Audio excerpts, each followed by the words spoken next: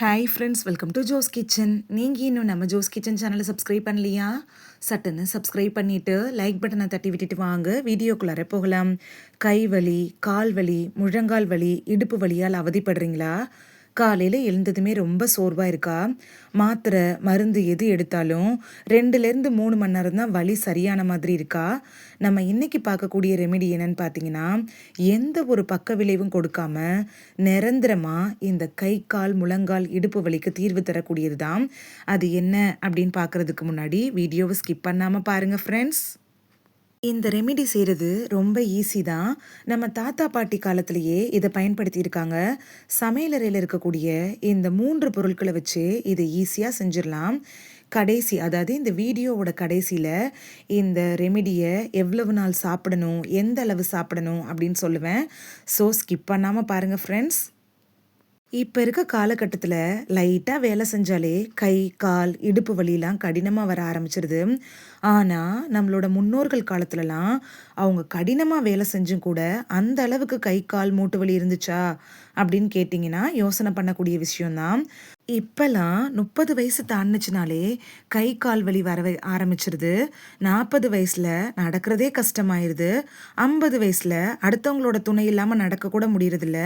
அந்த அளவு உணவு பழக்கத்தாலையும் உடல்நிலை மாற்றத்தாலையும் இந்த மாதிரி பிரச்சனைகள் நமக்கு வர தொடங்கியிருக்கு. இந்த கை கால் இடுப்பு வலிக்கு முக்கியமான காரணங்கள் என்னங்கிறத ஃபஸ்ட்டு பார்த்துடலாம்.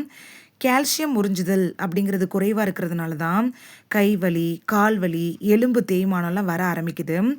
பிளட் சர்க்குலேஷன் இருக்குல்ல, இது ஸ்லோ ஆகிறதுனாலையும் இந்த வலிகள் ஏற்படுது. தலையிலிருந்து கால் வலி வரைக்கும் இரத்த ஓட்டம் சீராக இருந்துச்சுன்னா இந்த வலிகள் நமக்கு வரவே வராது. நான் சொல்லக்கூடிய இந்த ரெமெடி இருக்குல்ல, இது நரம்புகளை பலமாக்குறதுக்கும் மூட்டுகளோட தேய்மானத்தை சரி செஞ்சு கை வலி, கால் வலி, இடுப்பு வலியை சரி செய்கிறதுக்கும் உதவியாக இருக்கும். இந்த ரெமெடி இருக்குல்ல, இது 30 வயசுக்கு மேலே இருக்கக்கூடிய ஆண்கள், பெண்கள் அப்படின்னு எல்லாருக்கும் பயனுள்ளதாக இருக்கும். கை கால் இடுப்பு வலியை போக்கக்கூடிய இந்த ரெமெடி செய்ய தேவையான பொருட்கள் என்னன்னு பார்த்துட்டு வந்துடலாமா? லவங்கப்பட்டை, அதாவது நம்ம பிரியாணிக்கு யூஸ் பண்ணுவோம்ல அந்த பட்டை தான். ஒரு சின்ன துண்டு எடுத்துக்கோங்க. கிராம்பு 1லேருந்து 2, ஏலக்காய் 1 எடுத்துக்கோங்க, நசுக்கிட்டு எடுத்துக்கணும். இதோடையே 1½ கப் தண்ணி, இதுதான் இதுக்கு தேவையான பொருட்கள். இதெல்லாம் உணவில் சேர்க்கக்கூடிய சாதாரண பொருள் தானே அப்படின்னு நம்ம இவ்வளோ நாள் நினச்சிட்டு இருப்போம். ஆமாங்க, உணவே தான் மருந்து. ஸோ பயப்படாமல் இதை நீங்கள் பயன்படுத்தலாம். இதனால எந்த ஒரு சைடு எஃபெக்ட்டும் உங்களுக்கு வராது. இதை எப்படி செய்கிறதுன்னு பார்த்துட்டு வந்துடலாமா? அடுப்பை ஆன் பண்ணிவிட்டு பாத்திரத்தை வச்சு 1½ கப் தண்ணியை ஊற்றிடுங்க.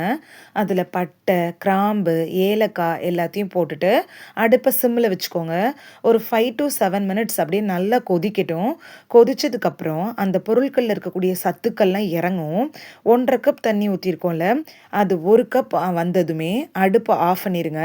இப்போ வடிகட்டி வெது வெதுப்பான சூட்டில் குடிச்சிருங்க. ரொம்ப சூடாகவும் குடிக்க வேணாம்.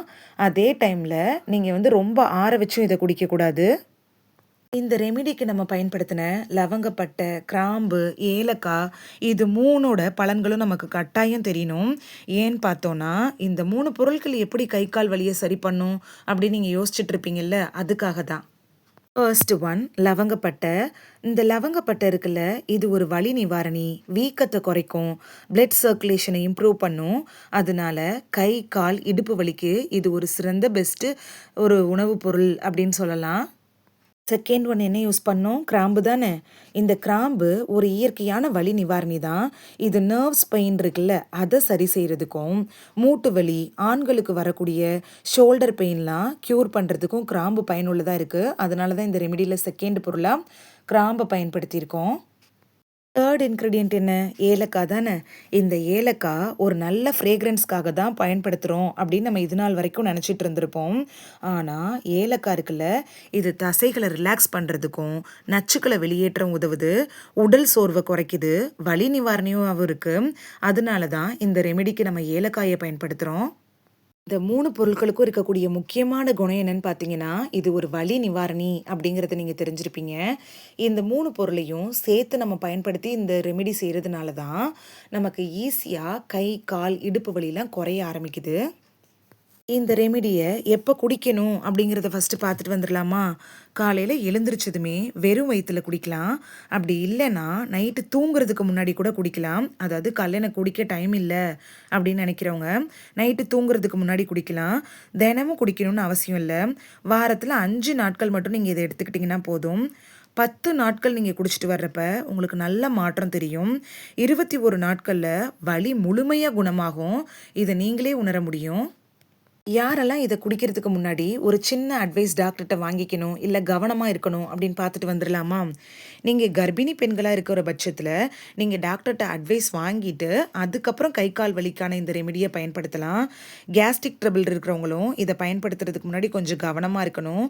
ஹீட் பாடி இருக்கிறவங்களா இருந்தீங்கன்னா வாரத்தில் 3லேருந்து 4 நாட்கள் மட்டும் குடித்தா போதும். நீங்கள் 5 நாள் குடிக்க வேணாம். இந்த ரெமிடியை நீங்கள் குடிச்சிட்டு வர்றப்பயே சில டிப்ஸை நீங்கள் யூஸ் பண்ணுறப்ப உங்களுக்கு சீக்கிரமாக பலன் தெரிய ஆரம்பிக்கும்.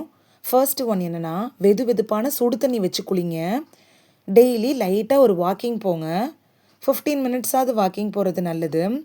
ஃப்ரிட்ஜ் வாட்டரை நீங்கள் குடிக்கவே கூடாது, யூஸ் பண்ணவும் கூடாது. முடிஞ்ச அளவுக்கு மாத்திரை மருந்துகளை தவிர்த்துட்டு இயற்கையான உணவுகளை இது மாதிரியான ரெமிடியை பயன்படுத்தி நீங்கள் பலன் பெறணும் அப்படிங்கிறது தான் என்னுடைய விருப்பம்.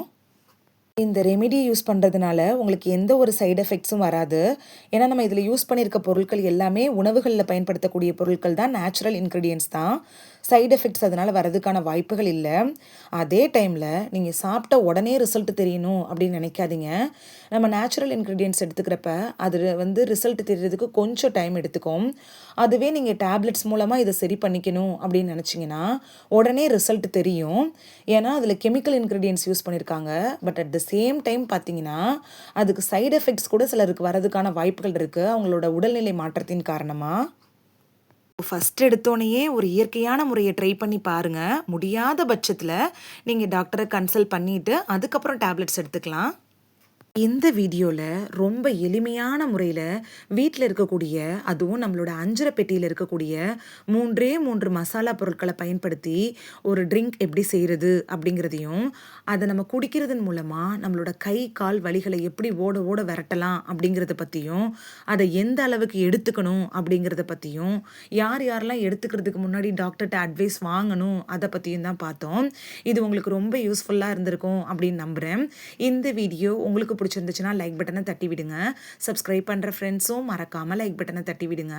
இது உங்கள் ஃப்ரெண்ட்ஸுக்கு பயன்படணும் அப்படின்னு நினச்சிங்கன்னா ஷேர் பண்ணி விடுங்க. நிறைய பேர் சப்ஸ்கிரைப் பண்ணாமல் பார்க்குறீங்க ஃப்ரெண்ட்ஸ். நீங்களும் சப்ஸ்கிரைப் பண்ணிவிட்டு பார்த்தா நமக்கு பவர் கிடைக்கும்.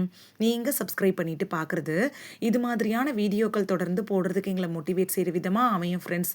சப்ஸ்கிரைப் பண்ணுறதோடு மட்டும் இல்லாமல் பக்கத்தில் இருக்க பெல் ஐக்கானை கிளிக் பண்ணி ஆளுங்கிற ஆப்ஷனை கிளிக் பண்ணி வச்சிட்டிங்கன்னா நாங்கள் வீடியோ போட்ட உடனே நோட்டிஃபிகேஷன் உங்கள் செல்ஃபோனை வந்தடையும். அப்படியே ஹைப் பட்டனையும் தட்டி விட்டுருங்க. நாளைக்கு வேறொரு ஆரோக்கியமான பதிவில் சந்திக்கலாம். தேங்க்யூ, பாய்.